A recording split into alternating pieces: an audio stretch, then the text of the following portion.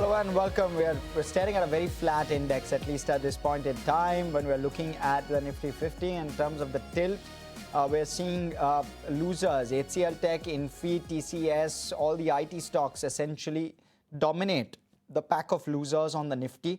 There's Hindalco, which is up 2%, Tata Steel up 1.4%, HDFC Life up 1.3%, so some movers there as well. ONGC, Axis, Kotak are just some of the other movers. 1:1 on the advanced decline, absolutely flat on the index itself.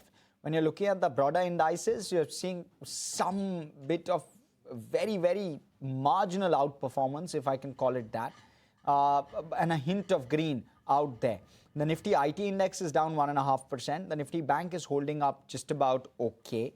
And that's not a surprise, just given the tilt of private sector banks actually participating to some extent in trade today. When you're seeing the Nifty 500 and trying to kind of decode the tilt there, and in terms of the advanced decline, you're largely even Steven, 1:1 on the advanced decline ratio, but some gainers and losers, as always is the case. 11.5% lower on Schneider Electric, that stock taking a tumble. Bellrise down 8.2%. NMDC Steel was the other one which came out with numbers. That one's down nearly 7%. Aditya Infotech, JNK Bank, Voltas, BSC are just some of your other big losers in trade today. When you're looking at the gainers, you're seeing Ipca Labs out there, 9% higher. PTC Industries, again, on the back of numbers. Hindustan Copper is up 7.5% odd. Motilal Oswal, there was some buying seen. And you're seeing the stock, which is up 6% in trade. Physicswala is also up nearly 6% odd. So you're seeing some good gains on some of those names. But it's time to zoom into one of those, which is actually doing very well on the back of numbers. Puravankara came out with a solid set of numbers, at least for Q1 FY27. You're starting to see profitability stabilize for Puravankara. But of course, we'll try and get a perspective from the management joining us.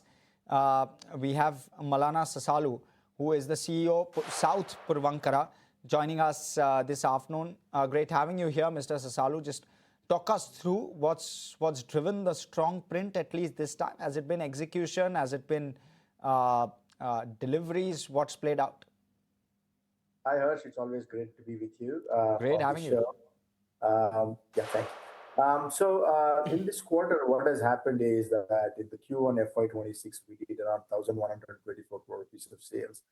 And that now in Q1 FY27, we've done 1,439 crores, and that's around 28% higher than what we had done earlier.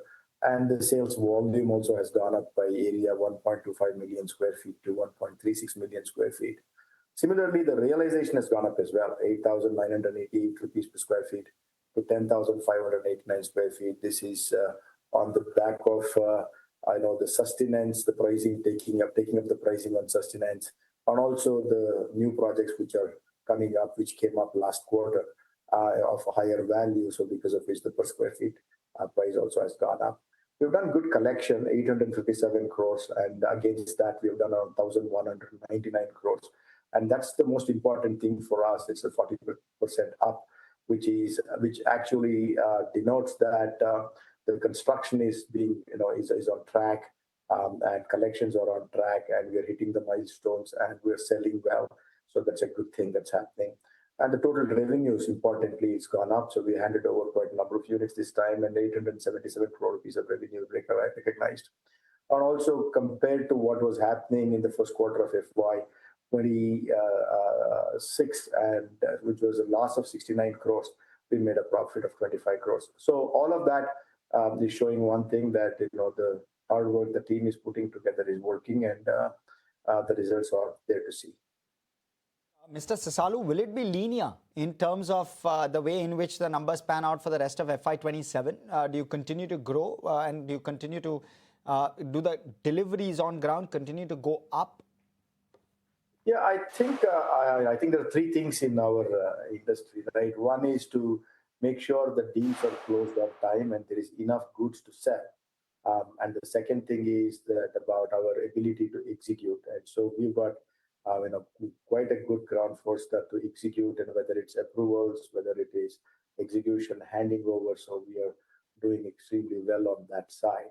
The third thing is that our ability to fund these projects, and time and again we have done well in the last couple of years, 2-3 years, that the whether to acquire the new projects or to fund the existing projects, so we have not had any problems. So just looking at whether it is linear, it could be a little bit up and down, but I don't think that, as I see that now we've got around 27,000 crore rupees of total launches GDV that is up there for this year, and with an additional 13,000 crore rupees of unsold inventory that we have, all of that put together is 40,000 crore rupees.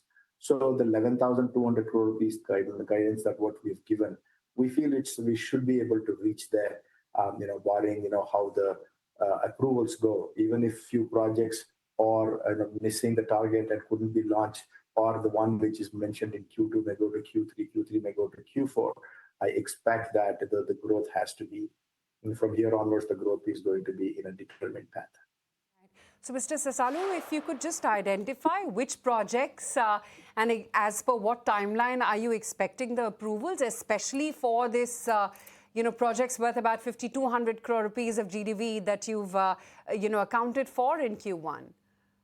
See, in Bangalore, Snehi, that we have around 14 projects in Bangalore, and in Cochin we have 3 projects to be launched, and 2 projects in Chennai, and 1 in Coimbatore, and also we have in Bombay we have 3 projects to be launched. So all in all, so that's where the details are coming up. In Cochin, that City Spire 3, which the project was City Spire, which is going to be launched, is around 1,200 units, and it's one of the largest project to be launched in Cochin. So apart from that, we have a project on Hennur Road and there's a Kanakapura Road property. And because since we do not have the RERA for these things, I'm hesitating to give out the names. But nevertheless, across Bangalore, we are having launches, which include some of the projects where project has already been approved, and there are phase launches as well. So my confidence is coming from that basis. Good to hear that. Also, Mr. Sasalu, about your realizations, because they increased 18%, right? Wanted to understand how much of this 18% increase is sustainable pricing power versus, say, premiumization or product mix, and what should we assume for underlying pricing growth going forward? So the premiumization has happened.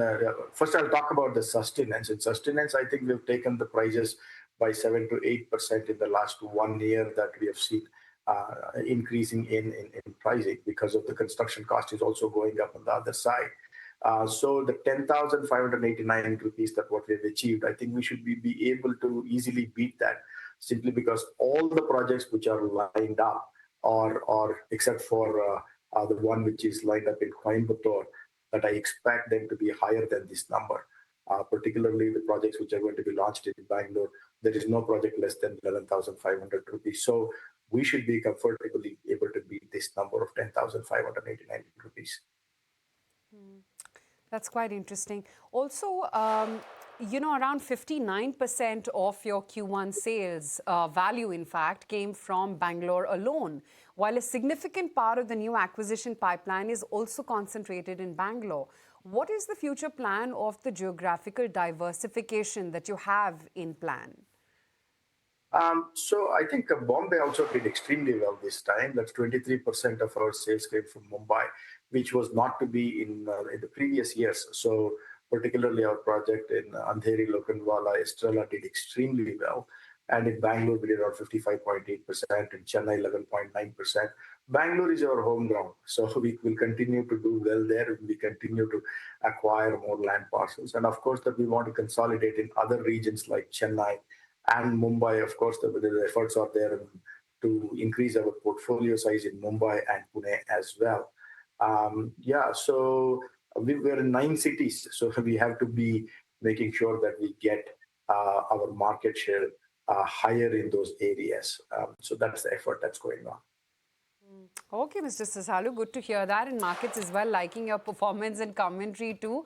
Stock holding up quite a fair bit as we speak right now. That's, of course, Puravankara in trade for you. Let's just bring up that stock price and show you where it's currently at on last count. while it's come off a little bit from the highs of the day, still going good by over 4% as we speak.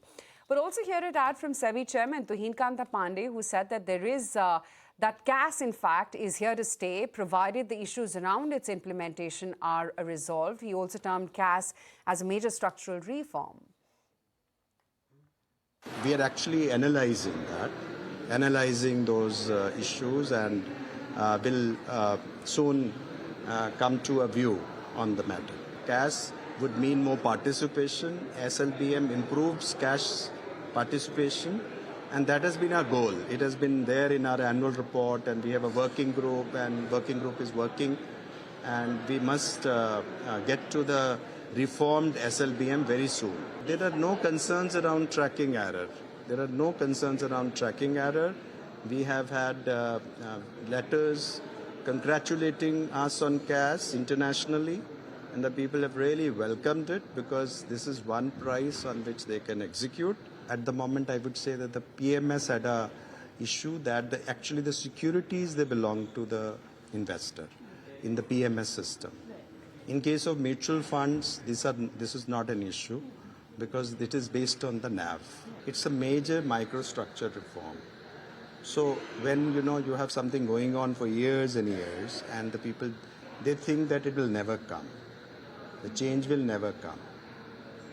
So, and then therefore they do not put an energy into learning a new system, and that's it, I would say. So there are some initial teething problems, and whenever you have a major things, because the people tend to believe that it will be postponed, it will not be implemented. All right. And while addressing the PSB Confluence 2026, FM Nirmala Sitharaman revealed that the government will set up a high-powered committee for banking sector reforms. Listening.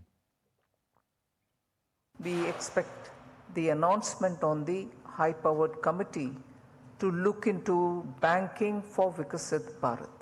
Sooner the committee will be announced, and the material that you are producing from today's discussion, on the basis of a well-researched set of documents which have been shared with you in advance, will hopefully provide that substantive meat for the committee to also look at.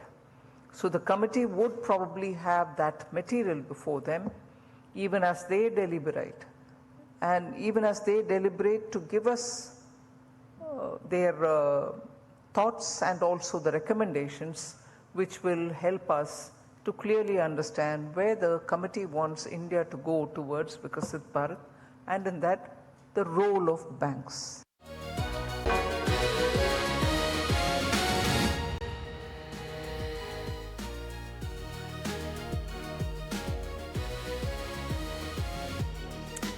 Back with closing trades right here in ET Now. Let's just quickly check in on where the closing trades are settling in at. While we continue to be range bound, within that range bound move, you are seeing a little bit of volatility. So we are finally picking up from the day's lows and trying to nudge back into the green.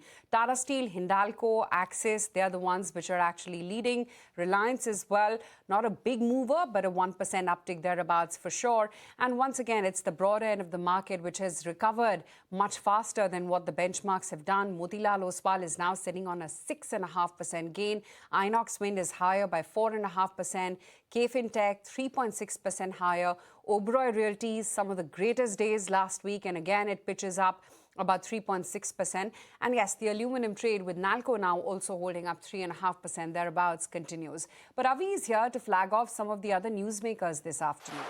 So let's have a look at some of the stocks that are buzzing in trade, starting off from Rubicon Research, which has come out with a spectacular set of numbers.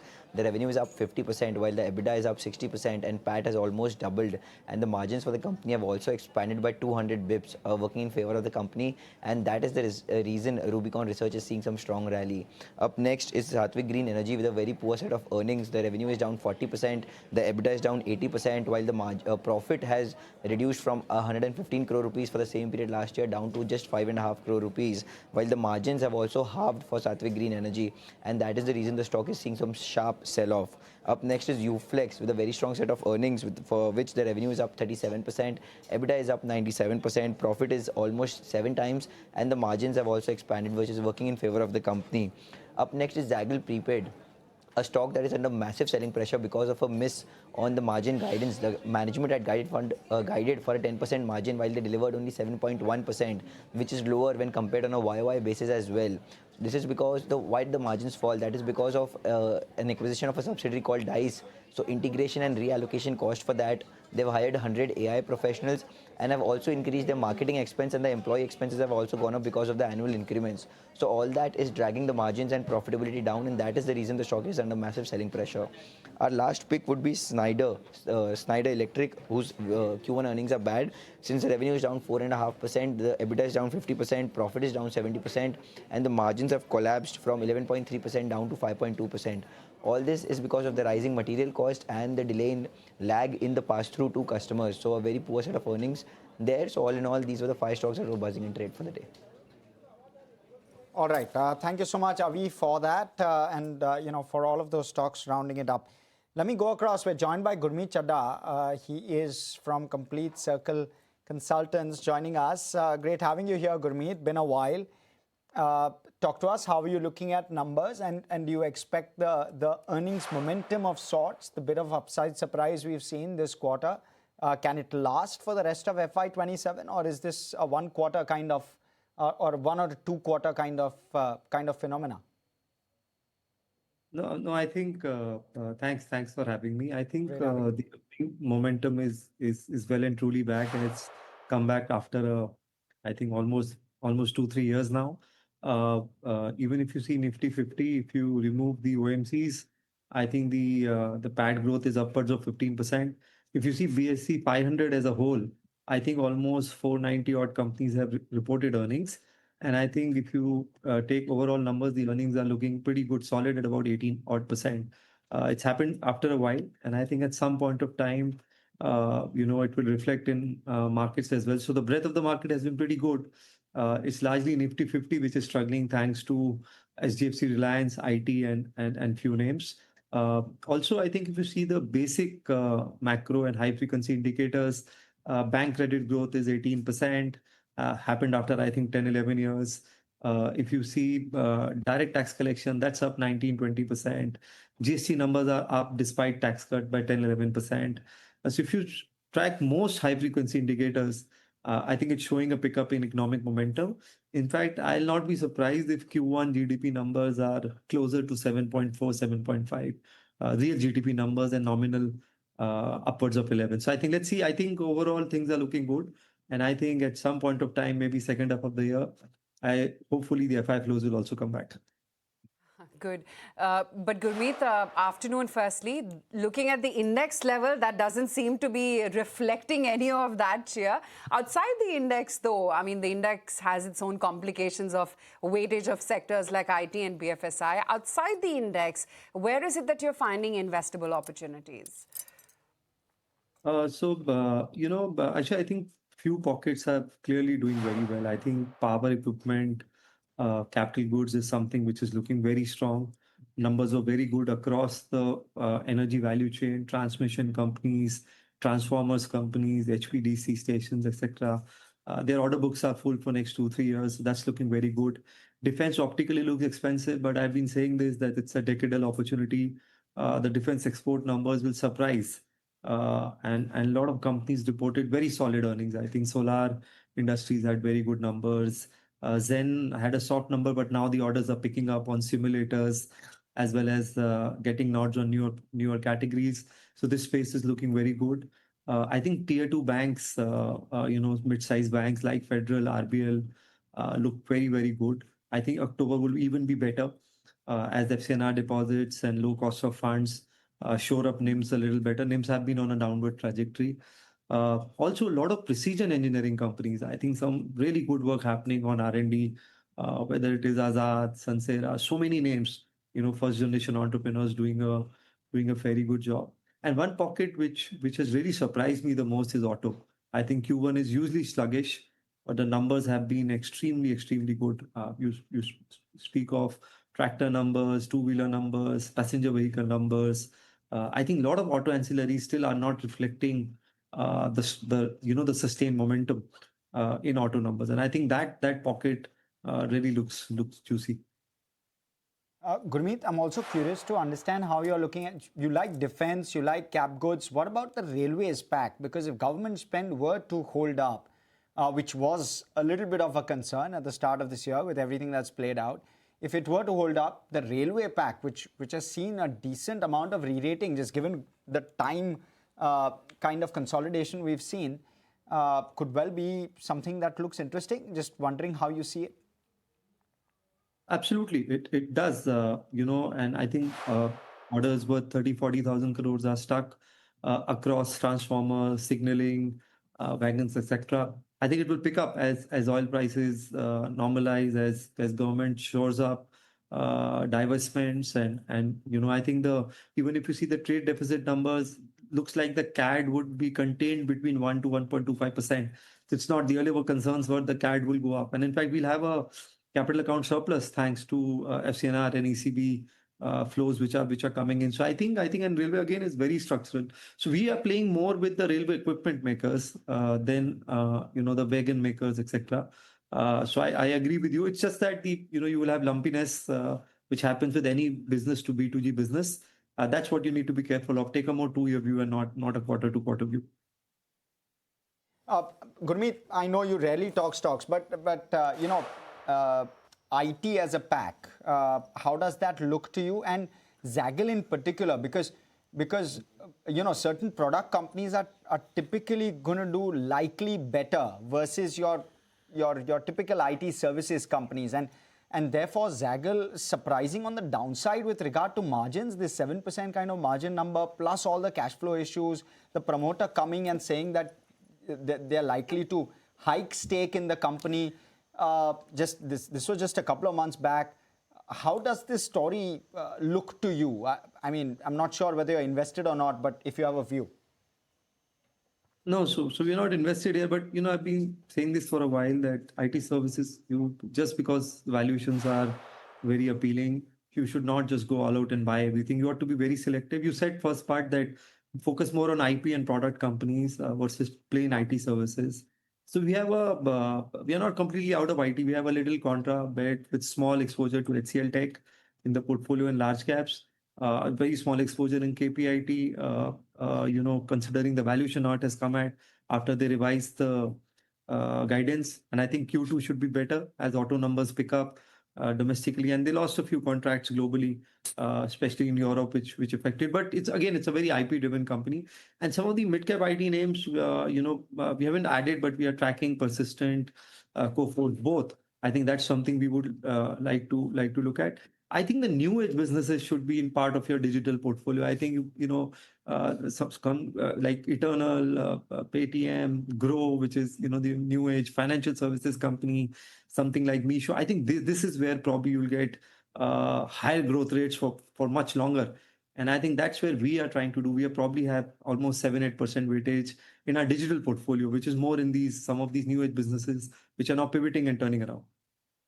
Yeah, sure they are. And I think the earnings as well reflected that. But also, Gurmeet, a lot of primary paper is hitting the market will, of course, keep the market as well a little under pressure or abated.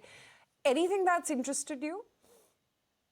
So, we like SBI funds. I think very tepid listing, and I think the stock is now below the IPO price. As I think today the lock-in has got over of 1 month, the anchor lock-in.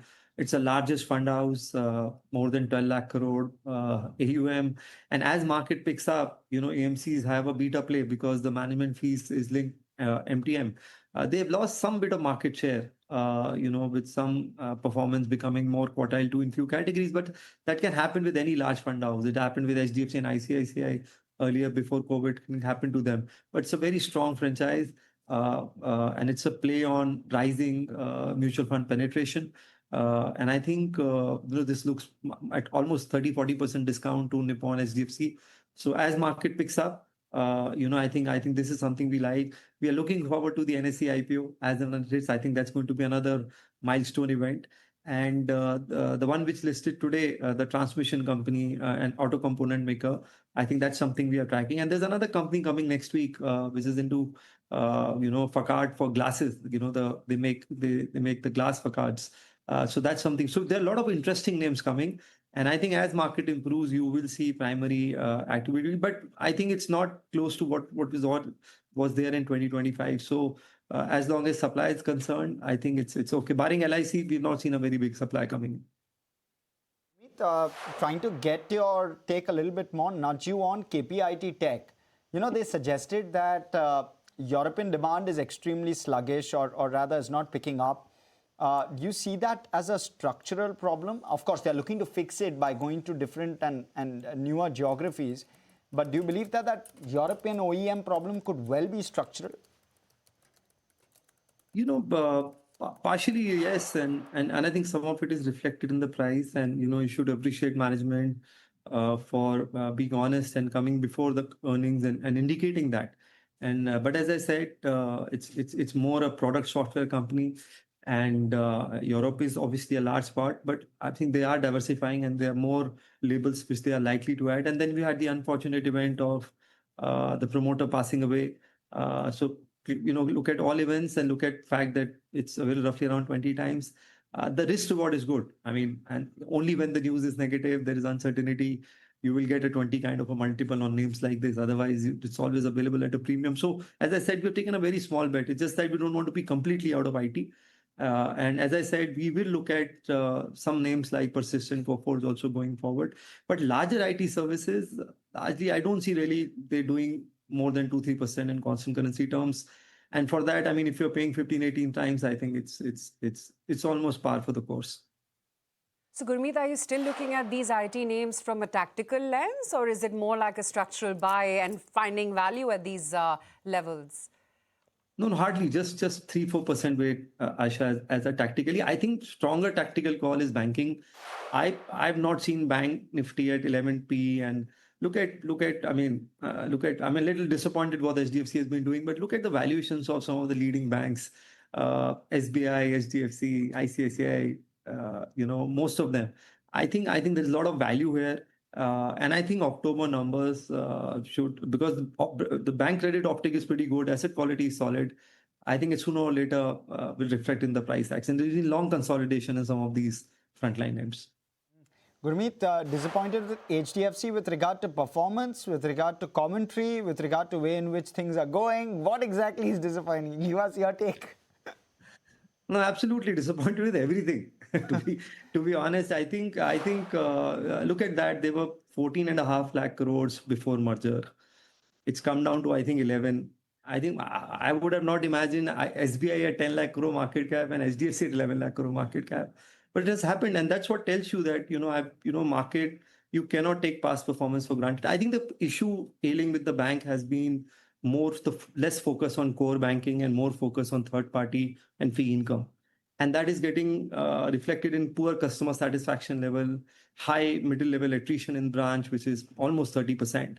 And I think somewhere need to get back. I think probably take a leaf out of ICICI and see if they can. So ICICI did away with the bell curve, right? And focused on unit profitability and not product price profitability. I think it needs a bit of a reset, and I think there's a lot of, I speak to a lot of my friends who have a lot of ESOPs, and just that when nothing moves, there's a bit frustration built in. So I think it needs a bit of a reset, but it's a very solid franchise, and I think at some point of time we'll come back. But I think the management now needs to get more aggressive. I think they've been very conservative. I mean, absolutely no synergy with the merger. The group, instead of focusing on credit, they've actually slowed things down to get liquidity ratios back on track. And if you're growing 11-12%, market will not pay you 3-4 times book. It will pay you 1.5, 1.6 book, which is happening. But I think it's some bit of maybe re-rating is down the corner. Fingers crossed. Happens to be a large holding for us, and it's given us a lot of pain. We hear you, and we completely understand the pain, Gurmeet, but I just want to say that you're not alone. There are many out there who are crying those sour tears. But good to be speaking with you. Thank you for your time. Pleasure. Okay, that's Gurmeet Chadha on a whole host of stocks. Where is the market currently at? Still attempting to try and break into the green for the benchmarks, and it's pretty even Steven when it comes to the breadth of the market. We'll take a quick break and continue tracking markets on the other side.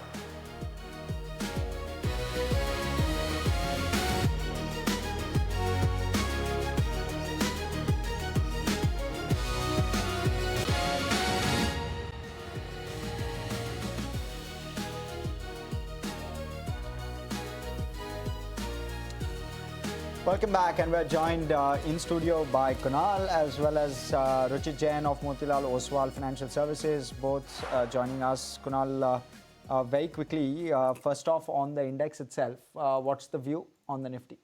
So the bias remains bullish. I think we've just maybe continued that consolidation for the index, which we were grinding towards. The only good part which you're seeing for the markets today is that the bank Nifty is showing that slight bit of a comeback, and the Nifty broadly, I think, protecting 24,300 mark as a support for itself. So near-term wise, the view still remains on the bullish.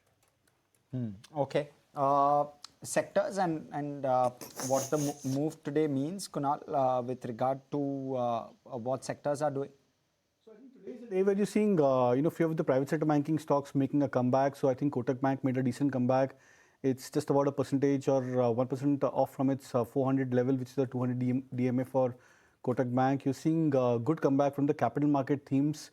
Real estate, we were discussing this, I think a couple of days back, that we are looking at a comeback of sorts for real estate names. That's also another sector which has done reasonably well. Reliance, I think, was the missing link for the markets because an underperformance from Reliance, HDFC Bank, was acting as a drag for the index. That stock making a good comeback on the back of news flow. Defense stocks, largely, I think, at the start, they were looking quite attractive, but I think they've gone a bit somber in terms of the price performance mid-session. But I would sense that the likes of HCL, PEL, Bharat Dynamics, etc., they would continue to pick up pace. So it's now becoming a little bit more better in terms of broad base.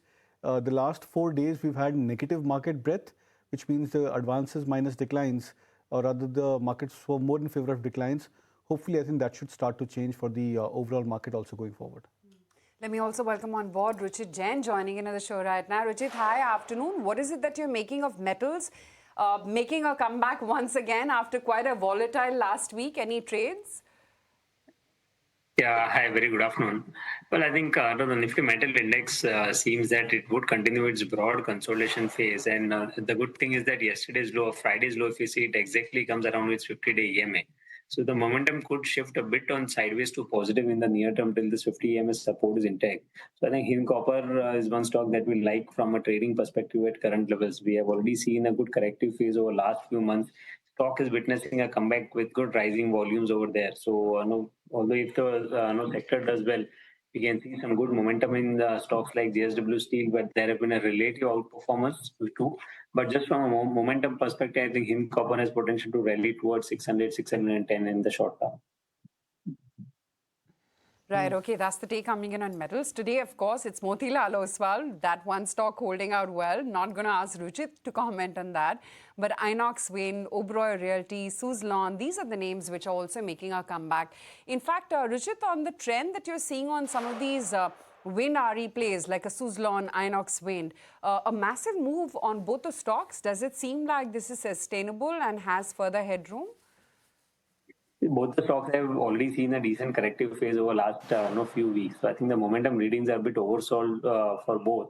And that's what we are witnessing, a pullback move for now. So I think just 1 day of up move, we should not term it as a trend reversal.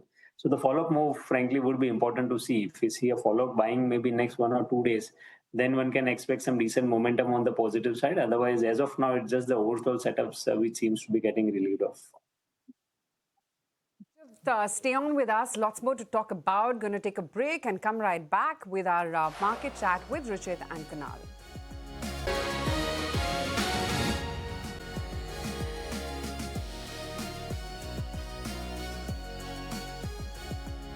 Welcome back. And Voltus, in fact, the management spoke to us earlier today, and the management remains optimistic on the room AC market despite recent price hikes. Speaking to ET Now, the company's managing director said that India continues to be a strong long-term growth market for room air conditioners. Listening.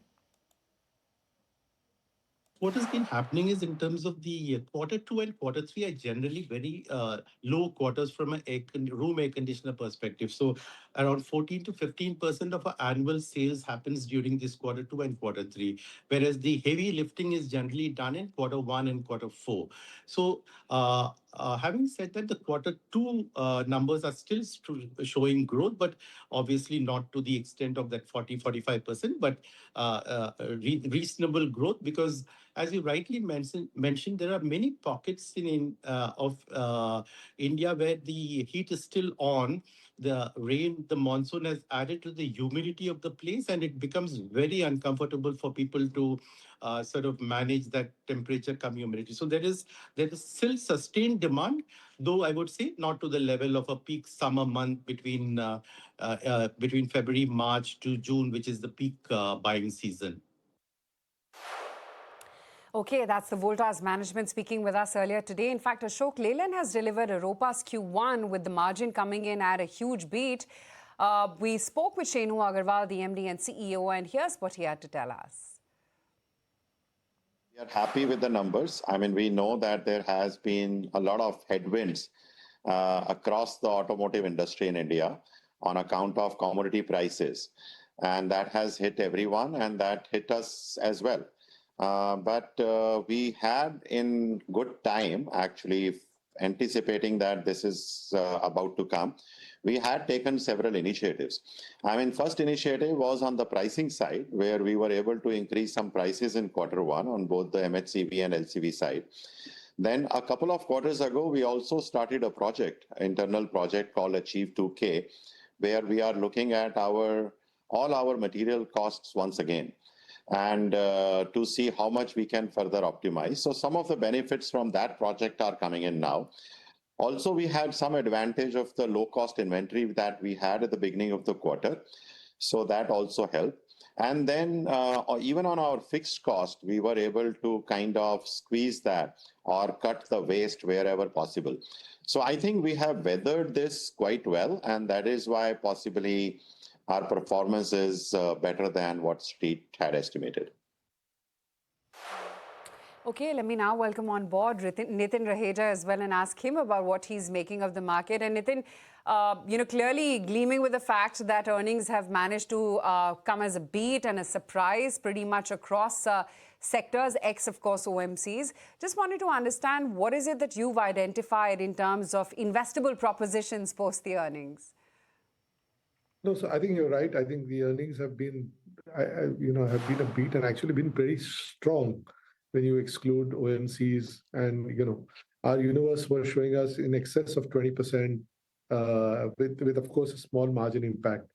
Through all of this, I think there are, if you look at the stories across, what we clearly see is that, of course, BFSI has been one space which has been relatively strong. We've seen the entire if you were to call it the power ecosystem space in terms of the whole supply chain, which goes into the transmission side, being very strong, whether it's cables, whether it's, electrical components, equipment engineering, and so on and so forth. That has also done, very well. Also, there are parts of the consumption chain. So whether it's autos, whether it's retail, so it just seems like this has been an exceptional quarter, if you ask me, which is more than the surprise. It's the fact that it's been pretty broad-based. Okay.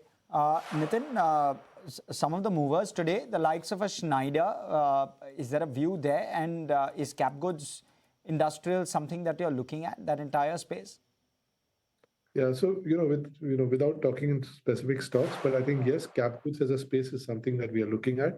We think that, the whole data center story in India is just about starting. And that means that in India, you will get to play the Indian equivalent of the picks and shovels trade, as people talk about, which is the entire, like I talked about, the entire ecosystem which goes into setting up the data center. So right from, whether it's switch gears, electrical equipment, cables, the EPC guys. So I think you will see that. So overall, yes, on the cap goods space, we are quite positive. Right. Quite interesting, Nitin. And, the picks and shovels space within the entire AI theme is is what most people are betting in on. Other than this entire AI theme, what else looks like a structural story right now that one can invest in? I think, people have talked ad nauseum about the BFSI space, especially private banks. And I would believe that that's a segment which is finally probably going to start seeing things looking up for them because, look, with this whole FCNR in play, there's ample liquidity in the system. Credit growth has shown very strong resilience. And I think while the initial part of the credit growth has seen corporate lending and which has impacted margins to begin with, but I think you should see the low base impact of this corporate lending over the next couple of quarters play out, and you would see margin expansion take place.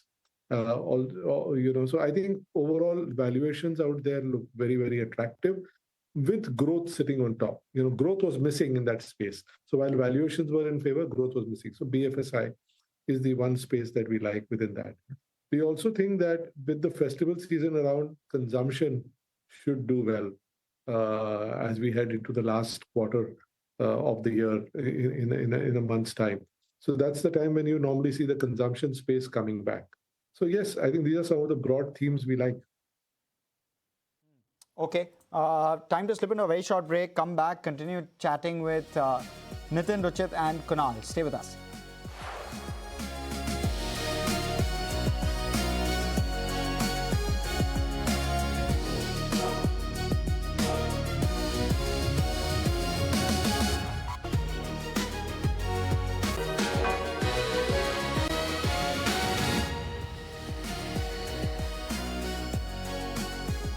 Well, recovered most of our morning losses while we are attempting to dash back into the green, facing some amount of resistance. Metals, of course, is that one key gaining pocket. Tata Steel, Hindalco, Nalco, these are all names which are holding out well in trade. Reliance as well has perked up a little bit. ONGC, Axis Bank, along with Kotak also are the ones which are contributing to today's move. Voltas is now down 4.5%. Some of that move that you had on Friday with telcos, Idea being a case in point, that's getting undone. It's down about almost 3%. Cochin Shipyard is reacting to its earning. It's down about 3%. And IT as a trade is not really being able to withstand as well. So Infosys, HCL Technologies are your rank underperformers today, along with BSE, which is also down about almost 3% or so. On the flip side, NAM India is the one which is holding out well, and Motilal Oswal continues to hold up a solid 6% as we speak. Ruchit, curious to know, how are you proposing to trade, and if at all you are trading IT names? Well, we have recently seen a decent pullback move from the lows, and if you look at last 7 or 8 trading sessions, the Nifty IT index has resisted around its 200-day EMA, which is the long-term resistance for now.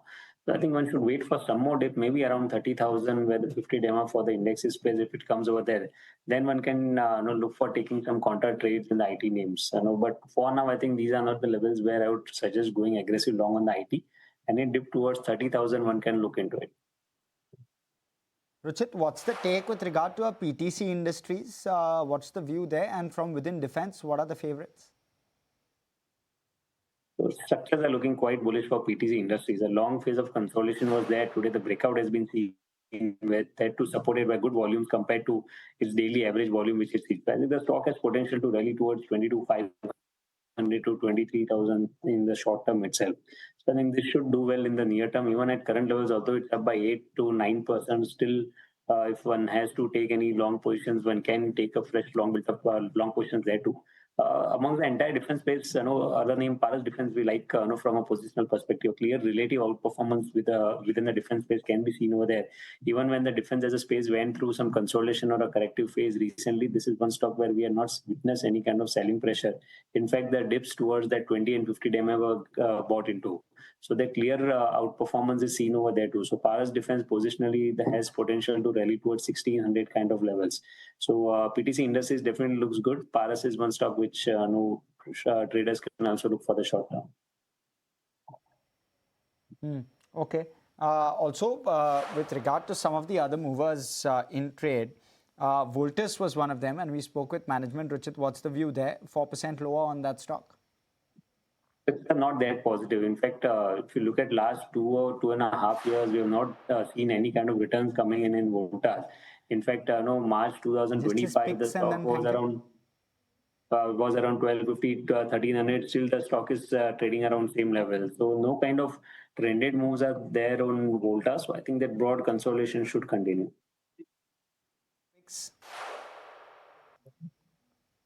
Ruchit, your picks? Yeah, so banking is one space that we believe can take the leadership from here on. Bank Nifty is trading at its very crucial support of 57,000, 57,500, which is a rising channel. So we are expecting a good momentum in case of the market have to move, then should be led by banking space. Within the banking space, Federal Bank is one stock from the mid-cap stocks where we have seen a good up move recently. After an uptrend, some sort of time-wise correction was there, so the stock could resume its broader uptrend. Overall trend remains strong over there. So Federal Bank can be bought at current levels, from a near short to medium term trading perspective. On the high side, one can expect levels around 370. One can go long with stop loss below 345. Okay, Ruchit, thank you so much for that. We'll let you go. Thank you for the views. Thank you. All right, Kunal, your picks for the afternoon? So I'll go with two buy calls. I would probably focus on two of the names which are now starting to look a little bit more attractive. Tata Steel, I think at current levels is looking attractive. The stock forming a double bottom formation on the daily charts, trading at the lower end of the price curve. The risk reward extremely positive. Bullish RSI divergence setup on the RE time frame. So would look at a buy with a target of 194. Stop us to be kept at 181. And the second would be a buy on Sona BLW, something which you've been bullish on over the last, I think, few months. The stock looking attractive at the current levels, trying to make a comeback above 780, 790 levels. Looks attractive for a near-term target of 840. Stop us at 785. Okay. All right. So that's the take coming in. Nitin, I wonder what's the view with regard to the air conditioning business in India? You've got Symphony, again, weak set of numbers. Voltas also not the best set of numbers, but relatively more resilient in terms of the numbers versus the last few quarters at least. How are you looking at that space? Well, these companies tend to do very well in the pre-summer run-up, generally speaking, depending on what the weather patterns are and so on and so forth. I think the valuations at where they stack up for all these companies do not justify the kind of growth that they have shown in the last few years that we have seen from them. So, but you will see them more as short-term tactical plays whenever the summer season comes around and so on and so forth. Longer term, what would probably happen and which will be very interesting for these companies would be when we have this whole data center rollout play coming. That's where these companies would actually start doing really well because the orders that they would get from an industrial perspective, also a lot of them are working on cooling solutions, which could be growth drivers going ahead. But at the present moment, we think that they're almost fully priced. From now, it'll be back to festivities and the festive season would kick off, at least here locally. Wanted to understand any theme that you're betting on basis that, of course, consumer goods is one such case in point. But do you sense that there could be an uptick in consumption a year down the line from the GST 2.0? So, people have talked about the high base impact playing out and so on and so forth. But I do believe that you will see consumption do well. And I think the best way to play that is through retail, because then that's sort of you're picking a far larger basket and playing that through. And the other way could be through autos. Also, as the consumption season starts, you could see real estate do well because there's a lot of, launches that take place just as the season is starting. Okay. Nitin, also curious to know what within auto are you liking and how are you playing that space? Well, within autos, we continue to like the sort of PV plays out there. We also like the two-wheeler plays. I think both of them have shown remarkable resilience. And, I think the overall pack looks pretty good. And tied to that, the auto anchs are also, which, have created a lot of wealth. So we think we like the entire space. That's quite interesting. In fact, the one other factor that's, one's talking about since this weekend has been the rupee, which is under fresh pressure after the RBI shortened its NRI FX swap window by a month. In fact, the currency slipped to 95.6 per dollar, while importer demand and high oil prices added to the pressure. The RBI intervention is cushioning the fall, of course. Meryl is here with more color. Right, so the rupee is back under pressure, weakening about 0.2% to 95 rupees and 60 paise against the dollar, hitting a 2-week low.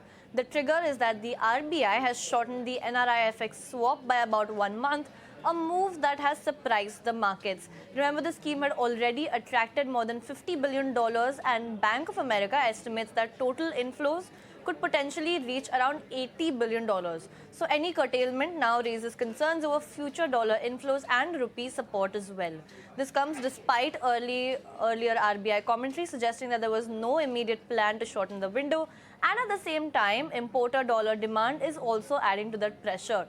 While the RBI is likely to cushion the fall through intervention, including dollar sales via state-run banks. The pressure is also visible in the forward market. 1-year USD INR forward premium has now risen by 8 basis points, reaching up to 2.79%.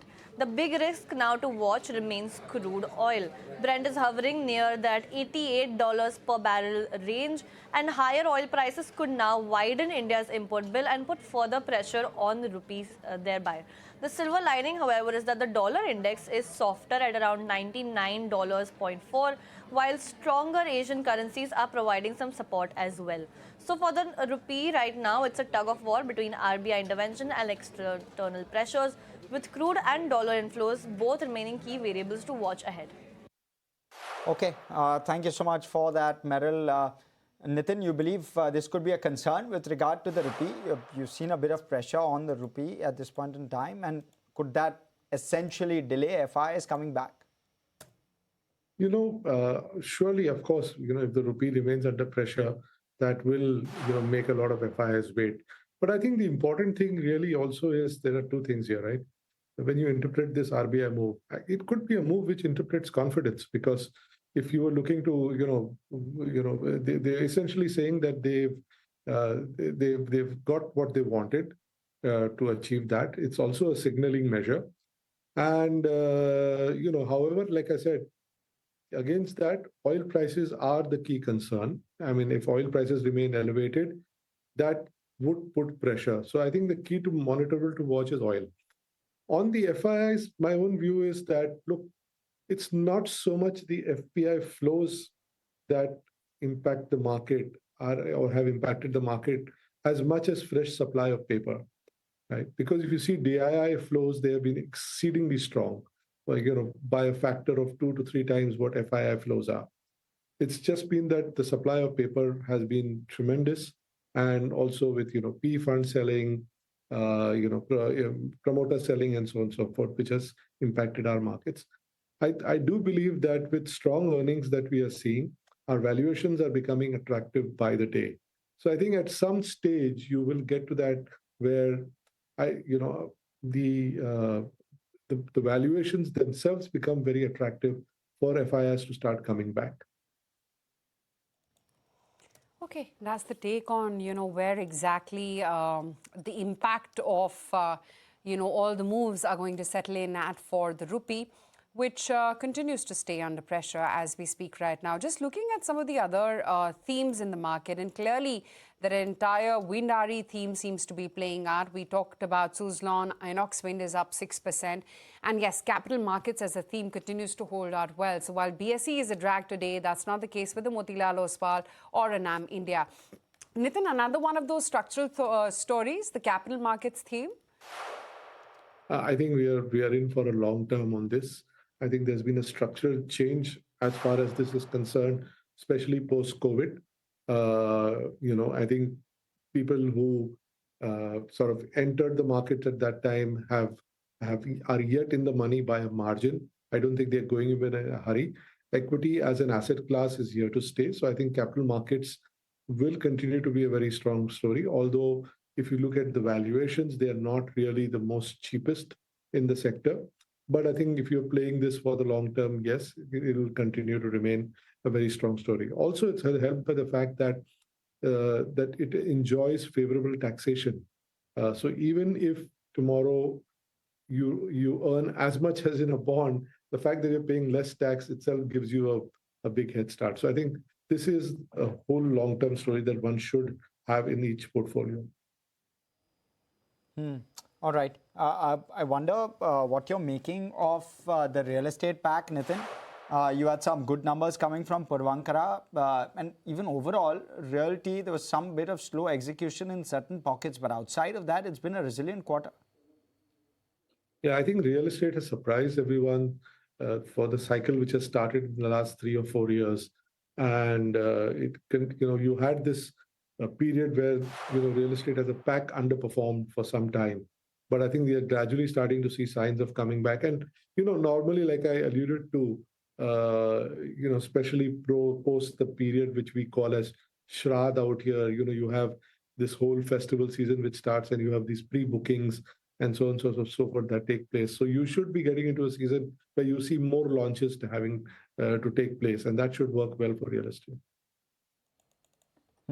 Okay. I don't know if you track stocks closely, and I know that you can't speak specific counters, but within the pharma bucket, how would you play it broadly, if you can give us your take? Because, again, it's been quite divergent in terms of the trend. Some stocks like Laurus, etc., have done very, very well for themselves. Even Divi's numbers were very surprising in terms of the strength of it.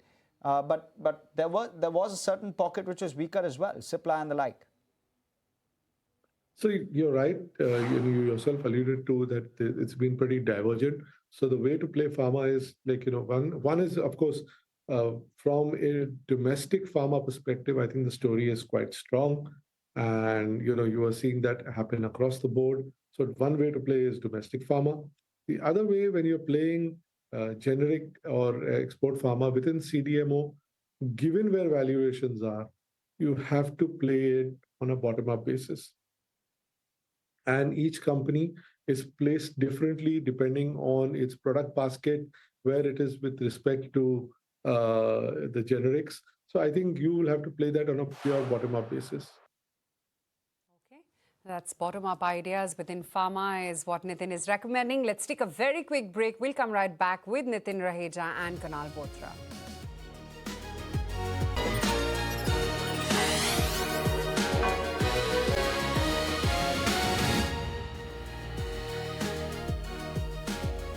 Welcome back.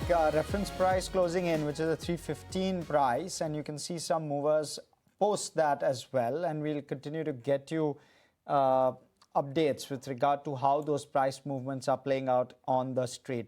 But let me go across to Meryl. She's here with some of the stocks you want to keep on your radar for today's day of trade, of course, whatever's left of it. Meryl.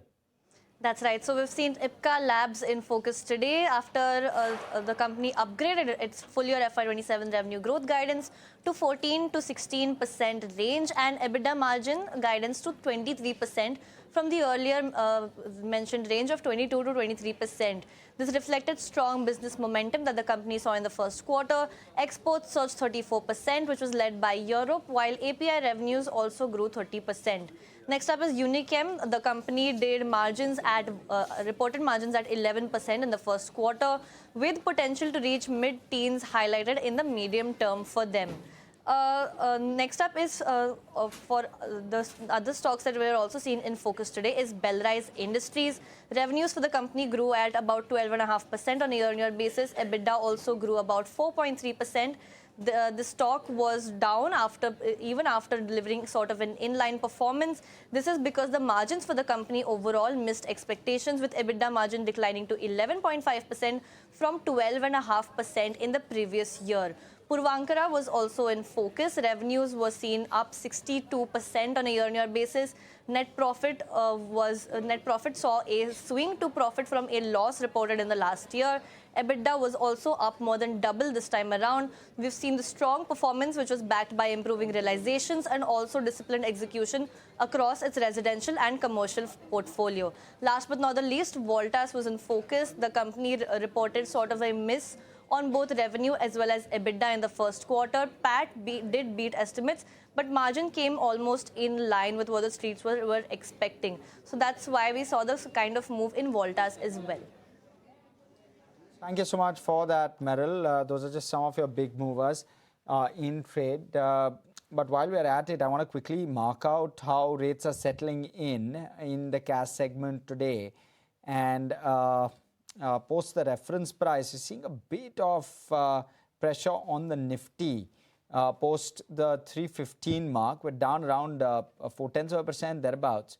Kunal, what's the view here? What's playing out and what are you spotting? So yeah, I think there are few, so the scope of transactions are slightly increasing. In the last 2 or 3 days of the cash, we'd actually seen that the average volumes had dropped down, till around 320-25 approximately.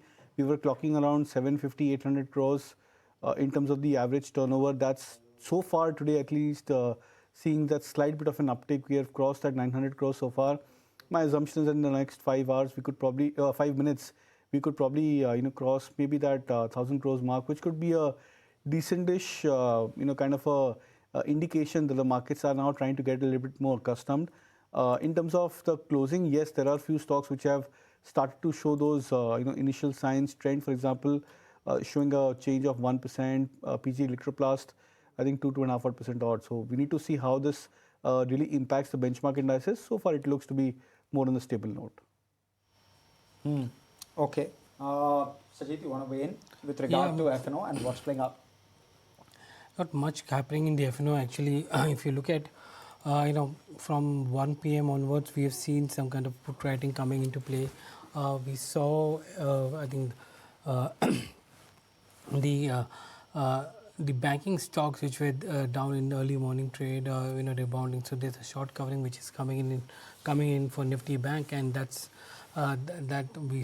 what we saw during the second half of the day. But again, a lot of F&O.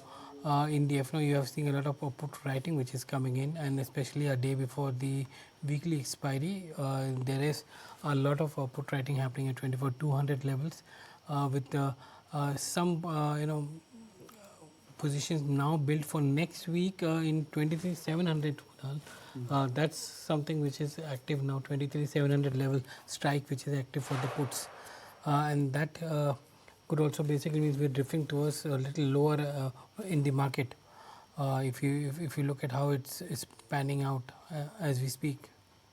Yeah, so that 23,700 mark could be maybe an indication that we are maybe trying to take some good support on the index levels. From a weekly option basis, I think the more OI dominated strike what we are looking at is 24,300. That is a more important pivot support, and we've been hanging around this 24,300 mark broadly for the last few trading sessions. So it's just that it looks like that maybe this 24,300 mark is where I would sense that the markets can hold on. If in case there is any kind of a sudden change across the globe or the data point across the global scenario, only then is where I would expect the markets to break this chain of consolidation and then maybe try and go into a retest at 23,700 mark. So far, it looks unlikely, but we'll see how it evolves during this week. If I look at the cash stocks, Ultratech rose nearly 1% during the cash session, followed by Max, DRL, you have Coal India. These are some of the big ones where we saw some kind of action. But at the same time, you had Kotak, which fell nearly 0.7%, then JSW, Mahindra, HUL, Asian Paints, and Apollo. These are some of the stocks where we saw some fall coming in the cash session there. So again, we're seeing some kind of covering happening in the if I'm not wrong, in some of the banking stocks as we speak.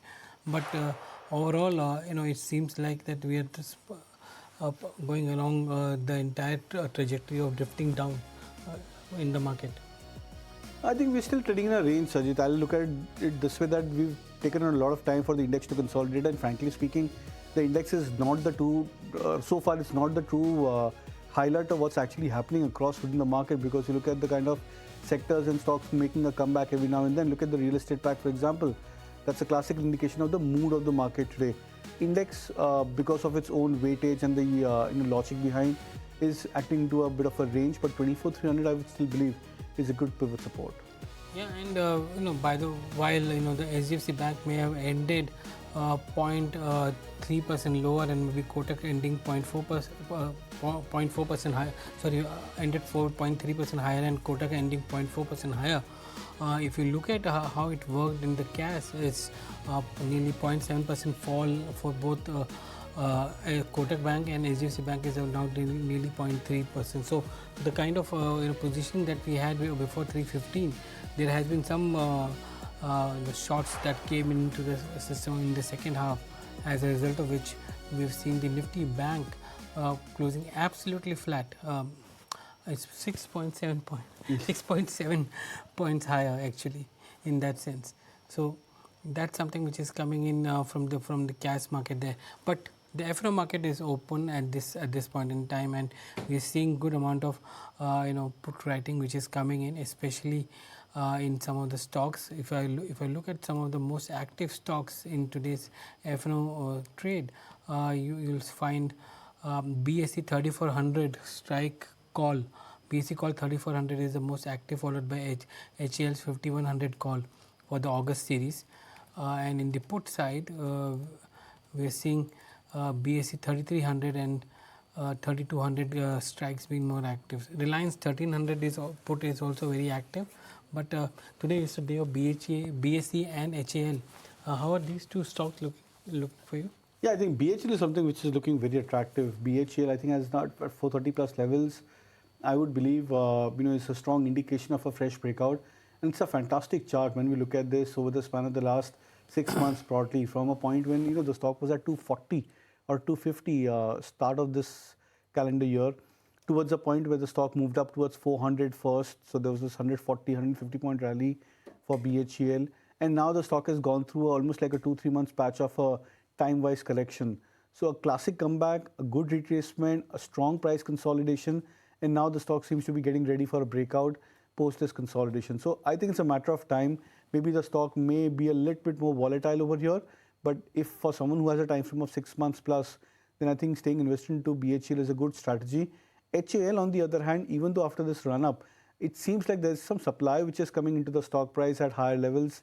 5100, 5150 mark is actually acting as a zone where the stock is taking a bit of a resistance, or there's a slightly higher supply. So I would sense that maybe the stock could come back towards minor corrections, say a couple of percentage points correction is what I would expect for HAL, but that could be a good buying opportunity. Nitin Raj is still with us. Nitin, how do you look at BHEL and maybe from an exchange point of view, BSE? Guys, we don't talk stocks. Okay. But as a sector, capital goods and electrical sector, how do you look at it? So we like the capital goods sector, and I've talked about it earlier in the show that we are very, very bullish on the whole sector, and that includes electrical goods as a part of it. Nitin, curious to know how you're looking at the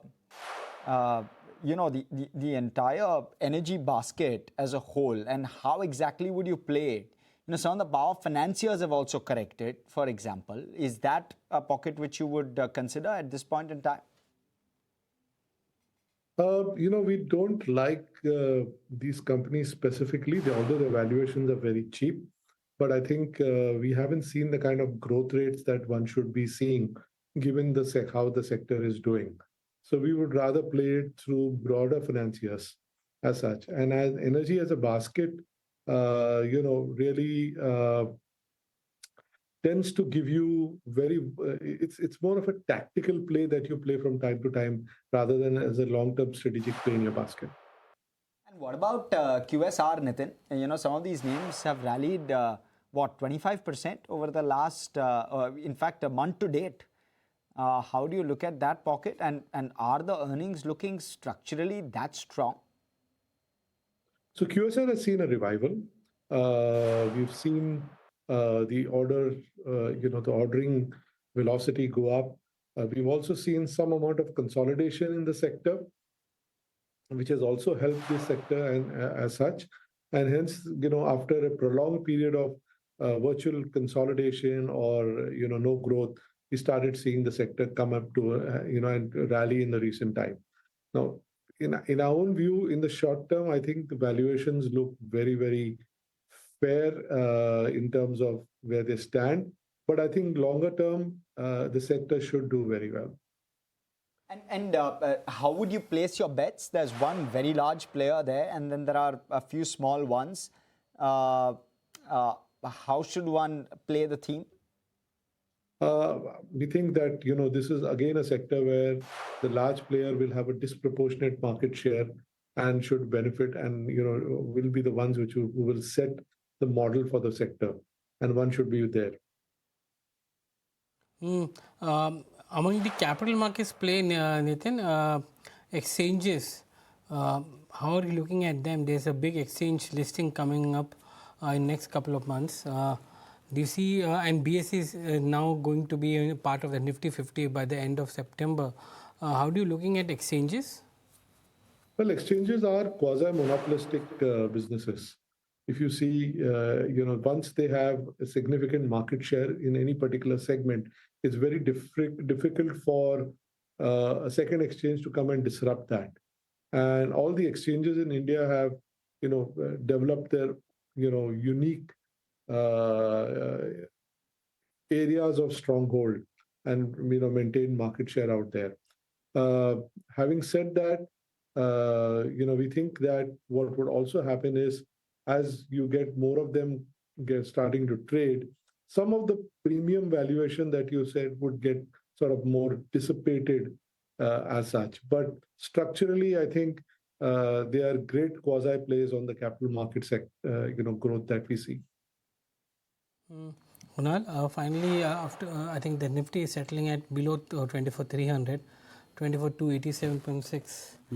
Do you see further fall from here? Not really. I don't see a major crack, because the put call ratio, the market swings, the intensity of price correction is very, very shallow. I was actually looking at the global markets also, and it's not that there's some kind of a major turn back or a negative turn for the global markets. So I think on the back of this, my expectation is that we would just about try to consolidate. Over the last couple of days, our view has been that we are stuck into this 150 to 100 point range, plus minus 24,350 for the index. And broadly, I think we will probably try and consolidate further for the next couple of days, unless you start to see some major cracks in the market internals. So far, the positive for the market is that you've not seen any major crack. For example, HDFC Bank, etc., we all been discussing, has been acting as a major drag for the index. But it's not that the stock price has cracked very hard, very sharply.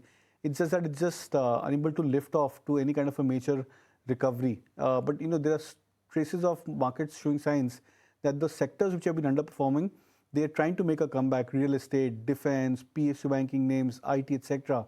Now, when you see that kind of a market mood, it tells you that we are not in a hurry to break any kind of a major support. Motilal Oswal, the move today, 6%. Kunal, what's the view there? Yeah, it's a very strong move because it's more the capital market themes. You look at Motilal Oswal. I was looking at Angel One, CAMS, BAC made a good comeback. MCX has come back towards a breakout, or at least a retest towards the previous highs of 2,700 levels. So there are many of the stocks. KFintech was the other name, which I think was up 4.5–5% the last I had seen. So many of these stocks had done very well for themselves, and it looks like that maybe the capital market theme tactically could start to be something which traders can try and bet upon. Renewable energy, Nitin, is that something that you're actively tracking? We've seen a bit of a consolidation in the space, right? You feel that some leg up likely in FY27? Well, I think renewable energy as a space, we would rather play it through some of the utility companies, rather than through some of the equipment manufacturers, because, I think competitive advantage is more driven by duty structures rather than actual sort of economics. Nitin, thank you very much for joining us today and giving that perspective. That was Nitin Raheja from Julius Baer. And let's. I think we are at the end of the cash session where the FNO is also going to get and is going to close in next a minute or so. Nifty futures currently down 0.3%. We're seeing an open interest build-up happening at for the August series. There is a lot of hectic. Rollover also happening to the September series for the Nifty as you speak. Nifty Bank there, if you look at, it's absolutely flat. There's an unwind which is coming in at there for Nifty Bank. Some shorts getting covered there. But Nifty Bank August is at a premium of 327. Among the banking stocks, if you look at how they ended, it has basically HDFC, Kotak, ICICI and Axis seeing some long build-up happening towards the end, and that's primarily because of the rollover that we are seeing to the September series there. But let's look at what's happening in the call and put writing. That's where things are really interesting. The second month, the next week's or the monthly expiry, 24,200 is seeing a good put action there. 24,300 call and 24,400 call strikes have been very active in through the day. Nifty finally closing, if you look at the distribution closing below the 24,300 mark, but you still have that range of 24,000 to 24,500 for the options, which are basically talking about the Nifty, how Nifty is going to move. Also, let's look at gainers. Nifty futures gainers include Inox, 6% up. Future Motilal Oswal futures is up nearly 5.7%. Oberoi is up 5%. In addition to that, you have in the losers pack, Voltas is down, Vodafone Idea is down 3%. BSE is seeing some short build up in today's trade. In the open interest gainers, you have stocks like Voltas, where the open interest is up 27%. Oberoi Realty seeing a nearly 14% jump in open interest and long build up coming in. Infosys is seeing a long build up with nearly 9.6% open interest build up coming in. MCX is seeing a short covering. Motilal and Nalco are also seeing some shorts getting covered in today's trade. If you look at some individual stock options, you will see BSE and HAL being the most active. HAL 5100 August call, open interest up nearly 4.89 lakh contracts. The stock hovering just below the 5100 mark at 50.58. It's up 11.2 in the futures. BSE 3300 August put is another where we're seeing the premium spike by nearly 16 rupees to 45.25. There's an open interest build of 3 lakh contracts coming in today. We're just 1 week away from the monthly expiry, and you're going to see some kind of build up happening to the September series, because in the end of September you will have the BSE entering the Nifty 50. So that's build up will shortly be coming in. If you look at the margin trade book, BSE is the second most finance stock in that book after HDFC Bank. So a lot of action coming into BSE there. So Nifty spot finally down a third of a percent, premium of nearly 98.25 to close. All right, Kunal, give us a sense how you look at the day of trade gone by and what levels to look out for tomorrow's expiry day, and what should we have our eyes out on?